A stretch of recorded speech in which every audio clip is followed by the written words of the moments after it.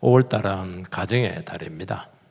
어린이, 또 우리 어른들, 또 선생님들, 또 가까운 분들을 생각하면서 기도하는 그런 한 달이 되기를 바라고요. 오늘은 이 성공과 인생의 절정기에 우리가 들어야 될 이 말씀을 주시고 계시는 것입니다. 뭐 경고라고 하지만은 권면이죠. 성공했을 때, 인생의 절정기 때, 내 인생이 지금 40, 50대다. 지금 피크로 올라갔다. 그러면 그 다음에 어떻게 해야 될 것인가? 이런 굉장히 많은 질문들을 하게 될 텐데, 여기에 대해서 의외로 성도님들과 또 많은 사람들이 그냥 대책 없이 하다가 죄짓고 막 졸아가는 경우를 너무 많이 보게 되는 겁니다. 잘 나가다가 퇴직하고 나서 어떻게 해야 되는가? 참 이런 것들은 우리 인생에 굉장히 중요한 질문들을 가지고 있는 것입니다. 여기에 대해서 우리가 오늘 굉장히 귀 기울여서 우리 인생의 지침이 되기를 바랍니다. 사람들은 가난하고 무명일 때 아무도 안 알아주면은 그냥 겸손하게 살아갑니다. 도리어 성공하고 나서 또 유명해지고 나서 우리는 안 유명하니까 뭐 상관이 없다 그렇게 할지 모르지만 안 그래요. 또 굉장히 위험하다는 거예요. 왜냐하면 성공의 기준이라고 하는 것도 자기 나름대로 기준이 될 수가 있거든요. 내가 이 정도 올라가면 된다고 하는 것이죠. 그렇게 되면은 왜 위험하냐니까 이런 것들이 초심을 잃어버릴 가능성이 참 많고, 그래서 자기도 모르는 사이에 변질이 와요. 없다가 있으니까 가졌다. 바닥에 기다가 막 올라가니까 야 정말 높다. 이러면서 이제 이상하게 사람이 맛이 가기 시작하거든요. 그래서 한결같은 모습을 가진다는 게 이게 우리 인간의 가장 어려운 문제입니다. 똑같아야 되거든요. 그래서 성공한 후에, 목적을 이룬 후에 너무 많은 그 축복을 받았잖아요. 그래서 그 축복에 취합니다. 그리고 그 다음부터 뭘 해야 될지 몰라요. 다 이루었으니까 그 다음에 뭐 해야 되는 겁니까? 모르는 거예요. 방황하고 죄짓다가 참 내리막길 인생 걸으시는 분들이 너무 많은 겁니다. 오늘 이 말씀도 마찬가지예요.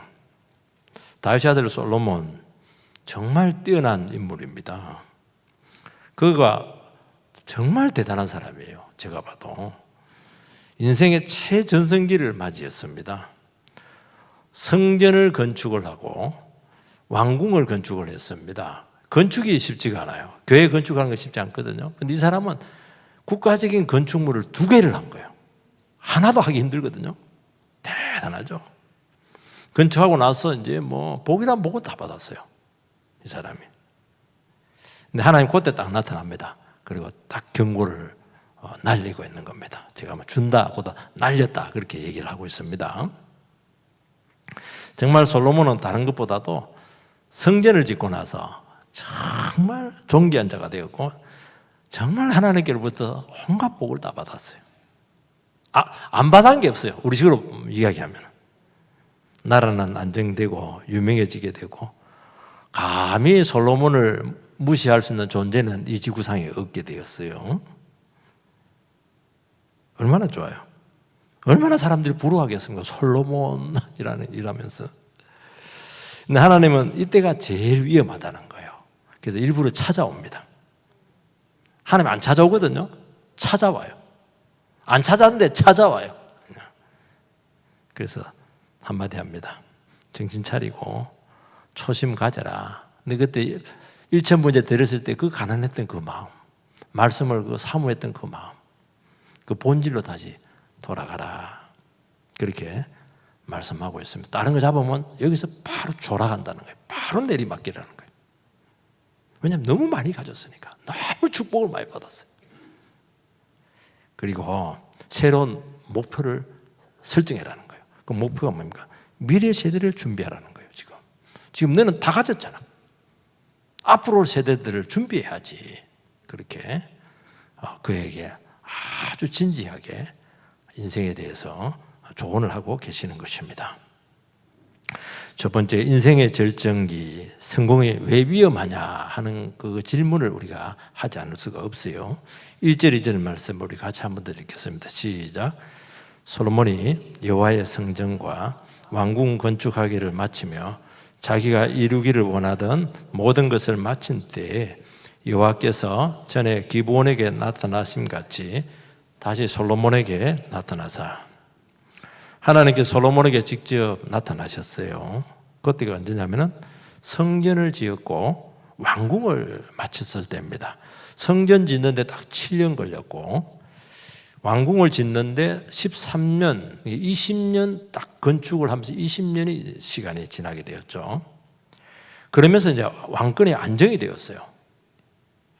건축을 하기 전에 1,000번째 정도 했으니까 3년 길게 잡는다 하더라도 20년, 3년 이렇게 하면은 한 23, 4년 정도 되는 거니까 그거 한 24일 정도에 왕이 되었으니까 40년 통치를 하거든요.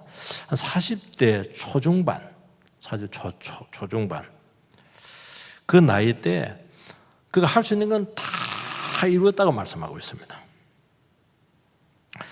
여러분, 인생적으로도 40대는 지금도 마찬가지예요. 절정기입니다. 그리고 중요한 굵직한 일을 다 끝내서 우리는 40대 다 이루지는 못하거든요. 근데 솔로몬은 전부 40대 전부 다 끝내버렸어요. 그래서 자기가 이루기를 원하던 모든 것을 마친 때,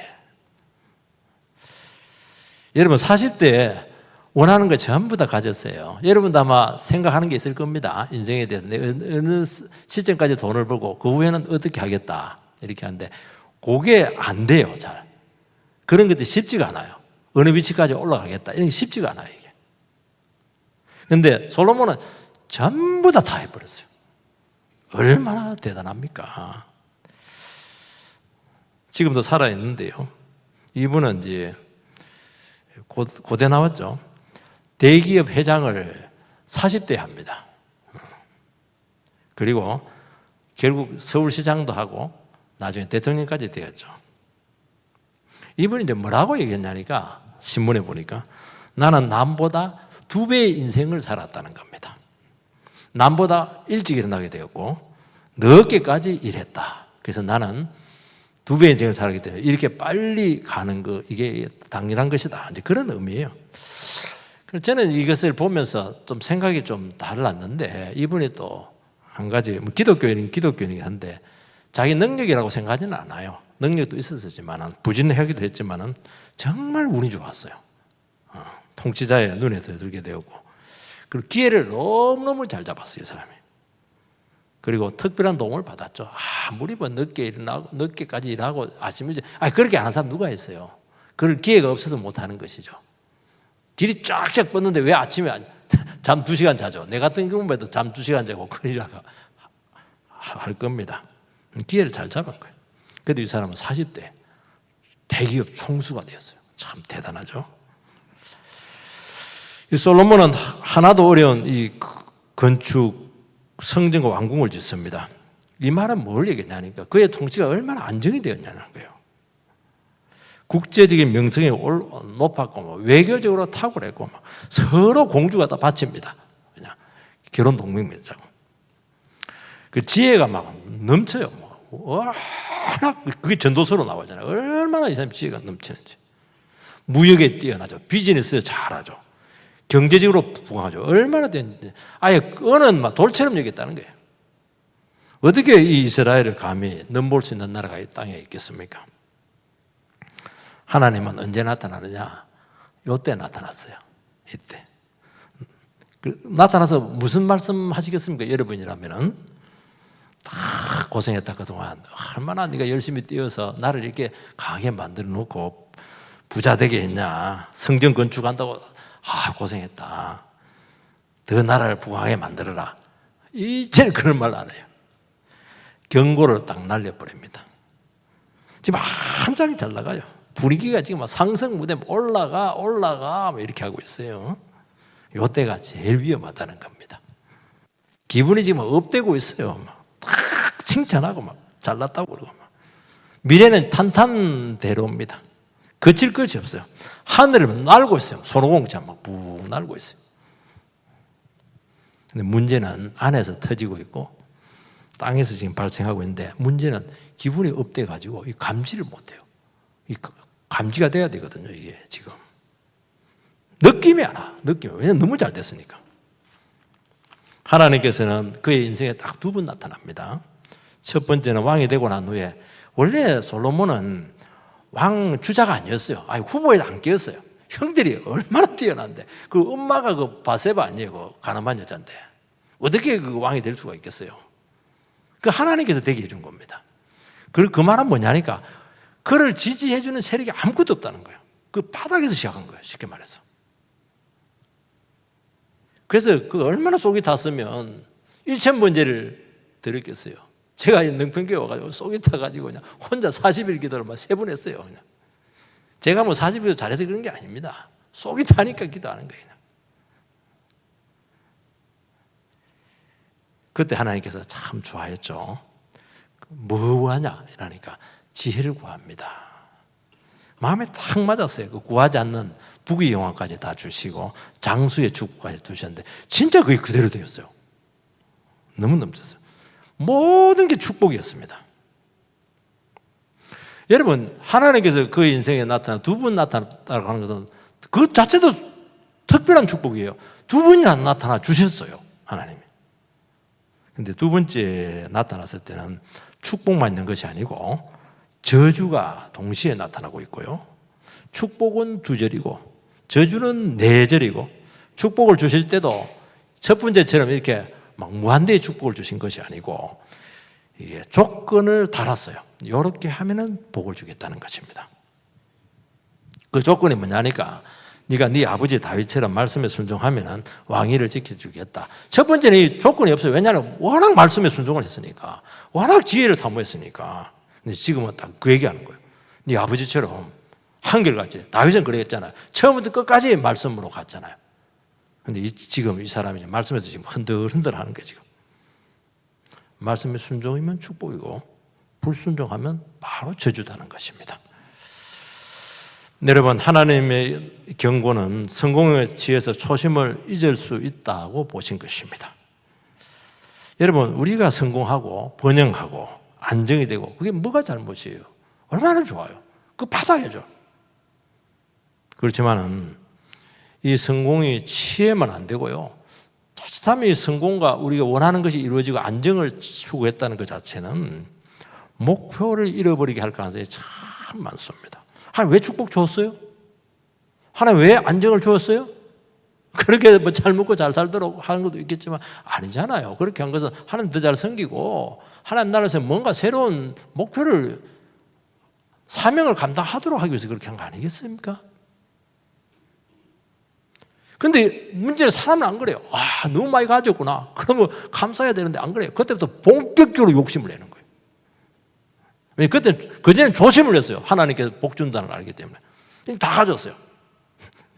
원하는 거 더 하려고 하는 겁니다. 그래서 나중에 솔로몬이 건축을 거기서 끝내야 되는데 더 건축을 해버리니까 백성들이 원성을 받아서 나라에 두 쪽이 나버린 거예요. 이게. 아, 사람 무섭죠? 건축하니까 되거든.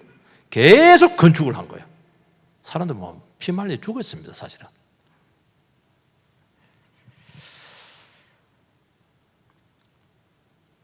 여러분, 안심이 되고 안전하다. 이 거짓된 확신이죠.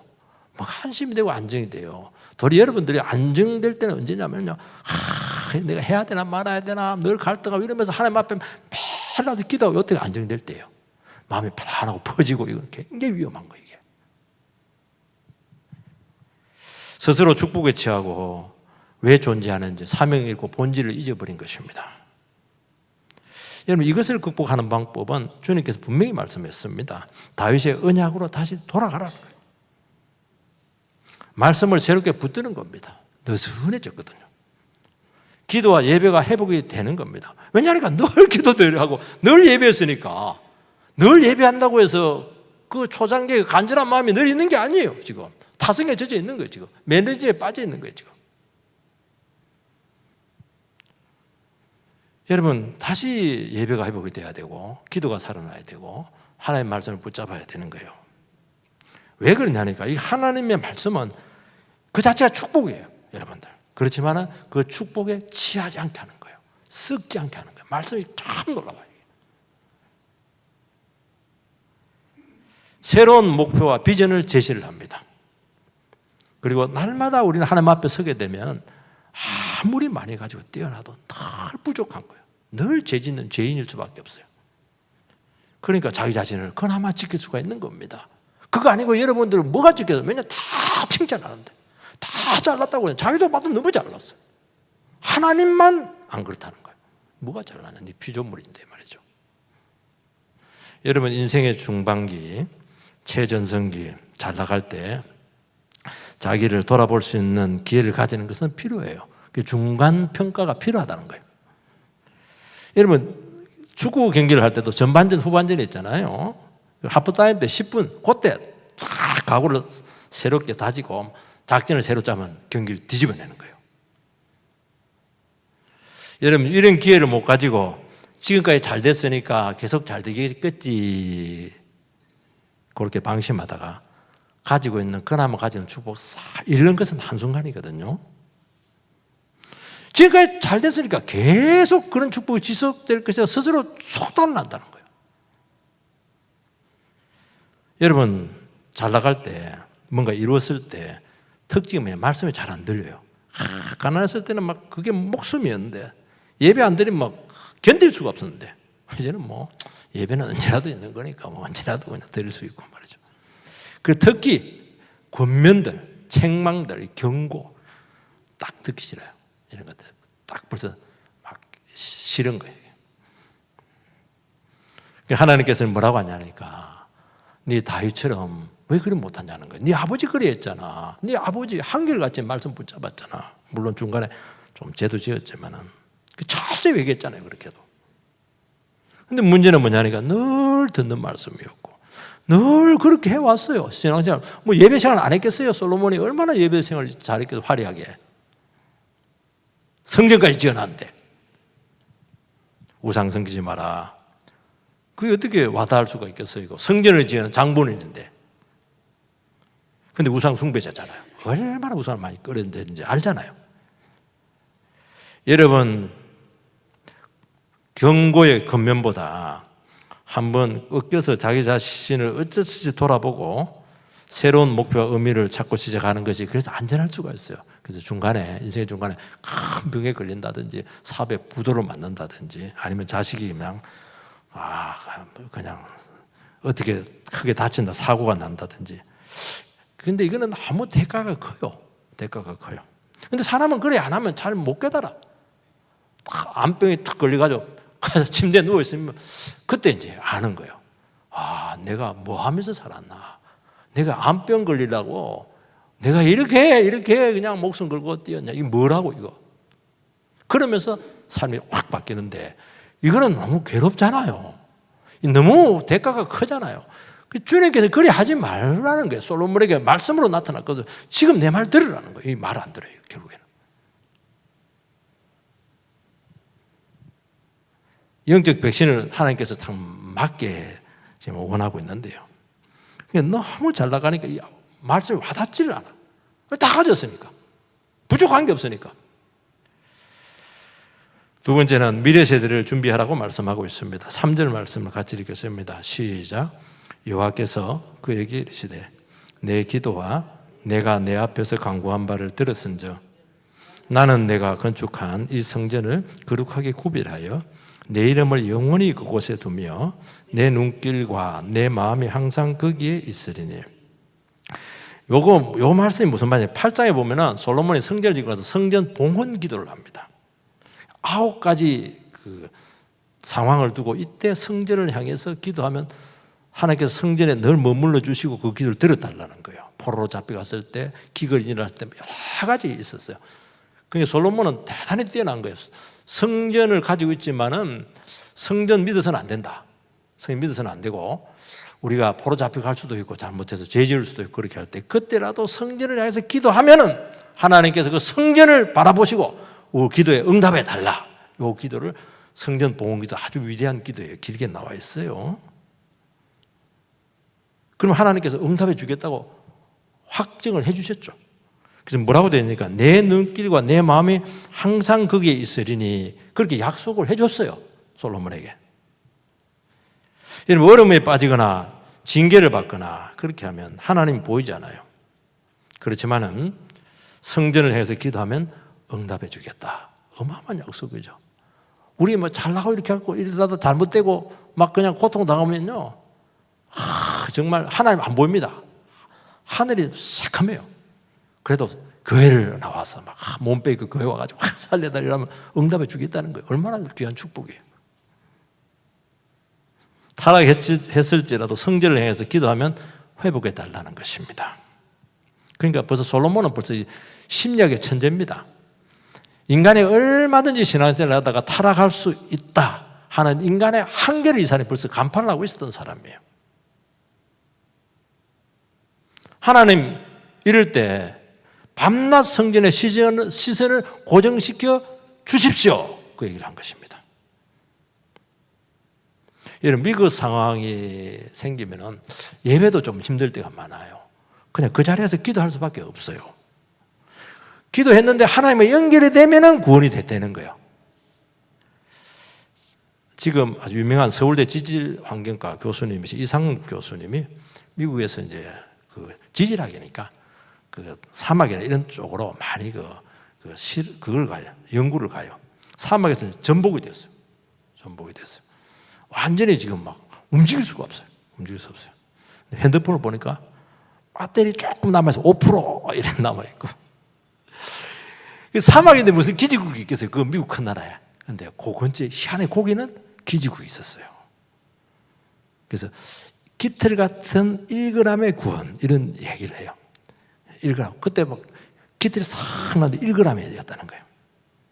그러면서 연락이 돼서 헬기가 떠서 이 사람이 살았어요. 눈 가지고 막 이렇게 목 이사 마비가 돼가지고 사실은 그런데 그 은혜를 많이 받았어요. 하나님은 그렇게 하겠다는 거예요. 그렇게 얼마든지 기도하면 들어주겠다는 겁니다. 근데 조건을 딱 달고 있습니다. 4절 5절 말씀을 같이 읽겠습니다.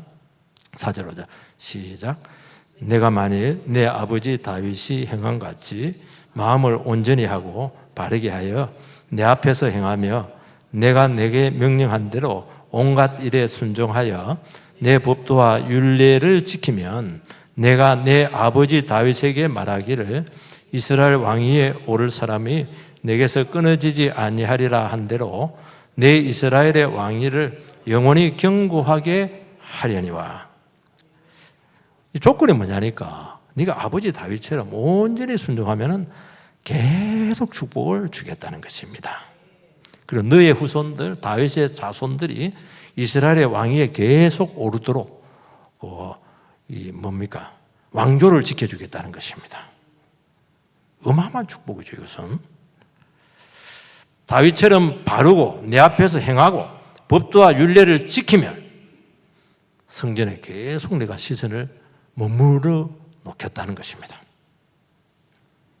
여기서는 성전이 중요한 게 아니라는 거예요. 다윗처럼 순종이 중요하다는 거예요. 말씀을 붙들고 지키는 것이 더 중요하다는 것입니다. 다윗이 얼마나 하나님을 섬겼어요? 어떻게 섬겼어요? 정말 처절하게 섬겼잖아요. 다윗은 말씀이면 끔뻑 죽어버렸어요. 그리고 그를 끝까지 하나님께서 지켰고 그 날을 얼마나 복되게 했습니까? 원래요, 신하 그 부인 그거 간음하고 이러면 그것에 끝나는 게, 목사 간음하면 그 7개 하면 끝이에요. 하나님 회개를 철저하고 하나님 말씀을 좋아하니까 하나님 한 번 더 기회를 주잖아요. 다윗에게는. 원래 끝난 건데. 솔로몬이 다윗이 닦아둔 터 위에서 나를 물려받았고 무한대 축복을 받습니다. 네가 나를 읽었냐는 거예요. 네가 성전 지었어?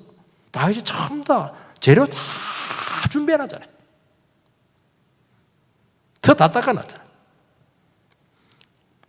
이 다윗의 말씀에 대한 모든 헌신에서 모든 축복이 나왔다는 것은 네 보지 않았냐는 거예요. 이게. 솔로몬은 지혜를 처음에는 구하면서 다윗의 길을 잘 따랐습니다. 그래서 온갖 개인적인 축복을 받습니다. 주님께서 다시 한번 헌신해라는 거예요. 다윗처럼 헌신하면 이제는 개인적인 축복을 주는 것이 아니고 너의 왕조를 지켜주겠다는 것입니다. 요게 위험하다는 거예요, 지금. 왜 그러냐니까 개인적인 축복을 너무 많이 받은 것이 문제였어요. 그래서 개인적인 축복에 빠져서 이 본질을 잊어버렸어요. 지금은 개인적인 축복과 네 뭐 성취 이런데, 성공 이런데 관심 쓰지 말라는 거예요. 너무 많이 가졌잖아. 다 이루었잖아. 그러면 새로운 어젠다를 설정을 하는 거예요. 새로운 미래 계획을 바꾸라는 거예요. 그게 뭡니까? 미래 세대를 준비하는 거죠. 너 왕조를 지켜야 될까? 신앙적으로 네 왕조를 탄탄하게 다윗의 길처럼 솔로몬의 길을 다시 만들어야 될 거 아니냐는 거예요. 지금 강한 책임의식이죠. 지금 개인적으로도 그렇고 국가적으로도 지금 막 이스라엘 역사상 최고의 전성기를 지금 구가하고 있습니다. 이때 미래를 준비하고 역사의식을 가지고 남은 삶을 드리고 희생하라. 그게 네가 살 수 있는 유일한 길이라는 거예요. 다윗이 너에게 했던 그 정신으로 돌아가라. 다윗은 어떻게 했냐니까 자기 성전을 그리 만들고 싶었어요. 근데 하나, 너는 피해 삶이 안 돼. 그러니까 어떻게 했냐니까 안 되면 기분 나쁠 텐데 그렇게 하냐고 성전 재료를 모았어요. 그 장작을 차곡차곡 모아놓은 거예요. 그 장작을 다윗이 싹 해서 솔로몬이 전부 다 타버렸어요. 전부 다 써버렸어요. 너는 왜 쓰기만 했냐는 거예요. 너는 미래 세대를 위해서 다시 장작을 다시 모으라는 거예요, 지금.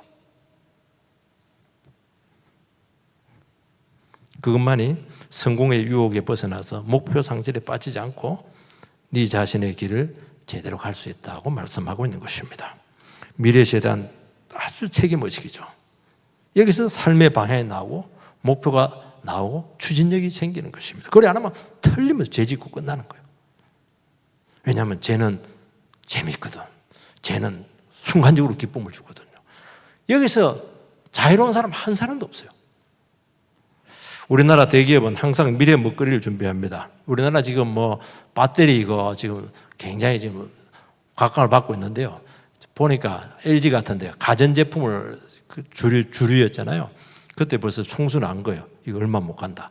그래서 막 그때부터 막 배터리 갖고 막 계속 연구를 한 거예요. 지금 배터리 최고잖아요, LG. 그거 준비했잖아요.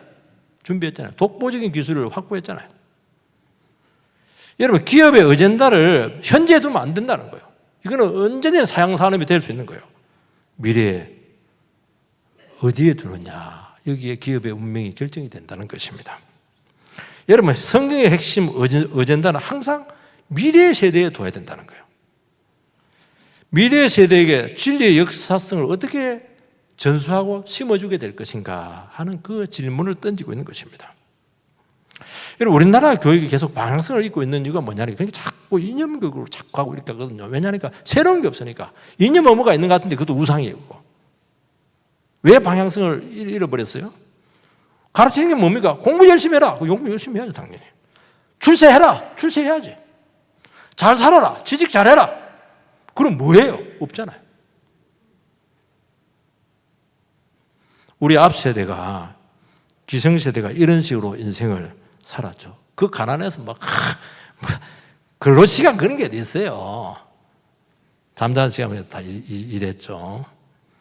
그래서 가난해서 벗어나자. 잘 살아보세요. 하면 된다. 그래서 나를 이렇게 읽어놨어요. 정말 우리 앞 세대는 감사합니다. 정말. 근데 그 다음 세대, 지금 현 세대, 그걸 그대로 그냥 혜택을 받고 있어요, 지금. 근데 그 대가 지불없이 받은 거예요, 이게. 그 열매를 누리고 있죠. 그러니까 현 세대 우리 밑에 세대들도 지금 위기가 있는 거예요. 왜냐하니까 대가 지불없이 받은 혜택이잖아요. 그건 자기 게 아니에요, 사실은. 미래 세대는 또 어떻게 하나님 앞에서 내가 인생을 던져드릴까 고민해라는 거예요, 이게. 현 세대들은 기성세대하고 갈등이 좀 있어요. 기성세대는 돈밖에 모른다, 그렇게 하는 거예요. 현 세대는 막, 바른 게 뭐냐, 이렇게 질문하고 싶은데, 돈밖에 모르지 않았냐는 거예요, 이게. 우리 세대는 우리가 다 읽어놓고 혜택 다 받아놓고 무슨 소리 하냐, 지금. 그 세대 갈등이 생기는 거예요, 지금. 왜 그래요? 성경을 안 가르쳐서 그래요. 하나님을 모르게 해서 그런 거예요. 오늘 우리 시간 미래 세대에서 후손을 위해서 다시 한번 허리띠를 졸라매야 될 때가 온 것입니다. 다윗의 길로 돌아가는 거예요. 정신적인 유산을 남기는 것입니다. 성공에 도취되고 누리는 삶이 아니고 미래 세대에 내가 어떻게 징검다리가 될 것인가. 우리는 그 할 수 있는 너무나 많은 자원을 가지고 있어요. 여러분, 미래의 준비 소홀은 축복의 단절로 반드시 나타나게 될 것입니다. 여러분, 다음 세대를 위해서 돈을 줄 수도 있어요. 명성을 줄 수도 있어요. 그러나 그 운명은 굉장히 짧을 겁니다. 받은 부가 도리어 미래 영혼을 썩게 할 수도 있다는 것입니다. 뭐 해야 되죠? 믿음을 심어줘야 되고, 희생을 해야 되고, 역사직을 심어줘야 되고, 인생의 바른 가치를 물려줘야 된다는 것입니다. 성경의 원리는 간단해요. 아무리 흥할지라도 하나님 관계 소홀히 하면은 바로 그때부터 조락이다. 아무리 비참해도 언약 관계로 돌아오면, 말씀으로 돌아오면 반드시 부흥이 온다. 이 간단한 기본 논리에 여러분들께서 다시 한 번 더 정립이 되시기를 바랍니다. 세 번째는 의식을 잃은 세대가 나옵니다. 6절에서 9절 말씀을 우리 같이 한번 읽겠습니다. 6절에서 9절에 제가 먼저 읽고 그 다음을 읽으시기 바랍니다. 만일 너희나 너희 자손이 아주 돌아서서 나를 따르지 아니하며 내가 너희 앞에 둔 나의 계명과 법도를 지키지 아니하고 가서 다른 신을 섬겨 그것을 경배하면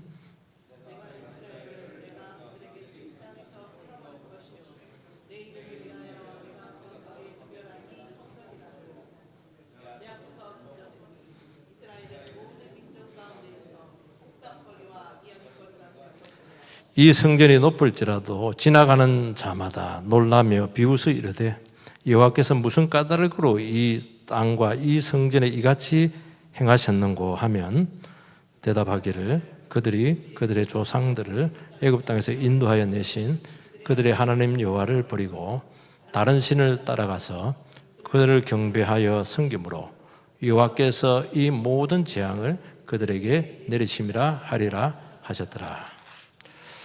지금 성전이 있고 예배를 드려도 하나님 관계 안에 머물지 않으면 세상 사람들의 농담거리가 되고 속담거리가 되고 우스갯거리가 될 것이라고 예언을 하고 있습니다.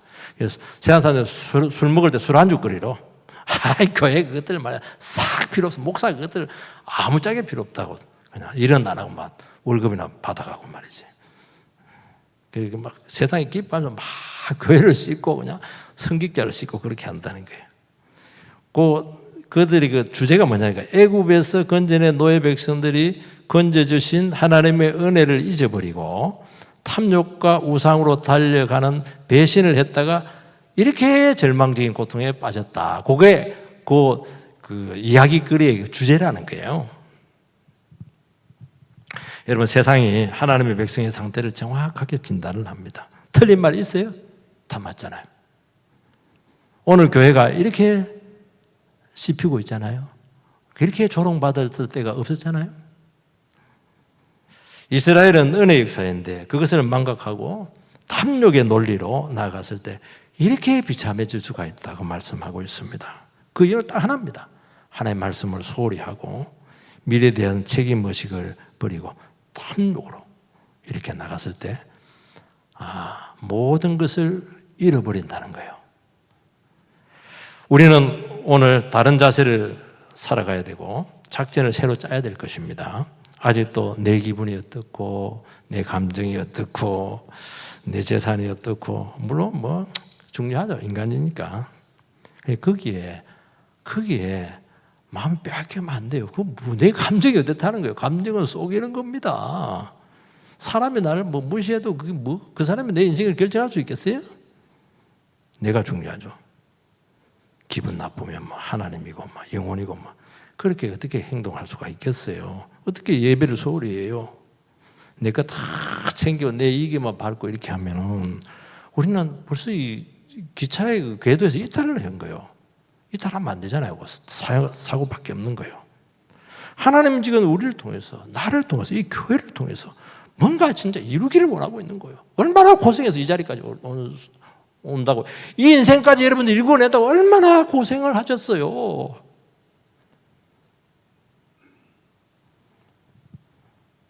내 형편과 처지를 떨치고 다시 한 번 더 하나님 나라와 그 부흥에 동참하게 되기를 축복합니다.